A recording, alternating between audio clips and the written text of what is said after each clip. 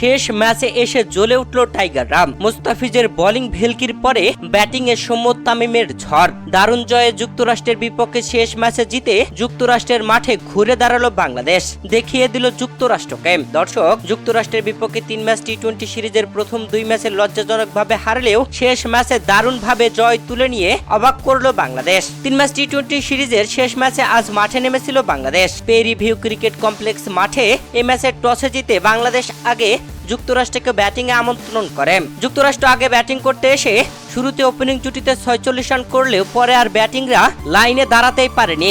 একের পর এক উইকেট তুলে নিয়ে বিধ্বস্ত করে দেন মোস্তাফিজুর রহমান, যেখানে এই ম্যাচে মোস্তাফিজ নিজের কোঠার 4 ওভার বল করে মাত্র 10 রান খরচ করে 6 উইকেট তুলে নিয়ে ক্যারিয়ার সেরা বোলিং করেছেন। দর্শক, যুক্তরাষ্ট্র পুরো 20 ওভার খেলে 9 উইকেট হারিয়ে 104 রান করে। যুক্তরাষ্ট্রের দেওয়া 105 রানের জবাবে কিভাবে ব্যাটিং করতে হয়, কিভাবে অবিশ্বাস্য জয় তুলে নিতে হয় দেখিয়ে দিল তানজিদ হাসান তামিম ও সৌম্য সরকার, যেখানে দুর্দান্তভাবে ঝড়ো হাফ সেঞ্চুরি করেন তানজিদ হাসান তামিম। সৌম্য সরকারও হাফ সেঞ্চুরির কাছাকাছি চলে যান। 3 ম্যাচ টি-20 সিরিজের প্রথম 2 ম্যাচে হারলেও শেষ ম্যাচে জয় তুলে নিয়ে হোয়াইট হাউস থেকে নিজেদেরকে বাঁচালো বাংলাদেশ। তবে এই ম্যাচের বাংলাদেশের জয়টা ছিল অসাধারণ, যেখানে আগে বোলিংয়ে ভেলকি দেখালেন মোস্তাফিজ আর শেষে ব্যাটিংয়ে ঝড় দেখালেন তানজিদ হাসান তামিম ও সৌম্য সরকার।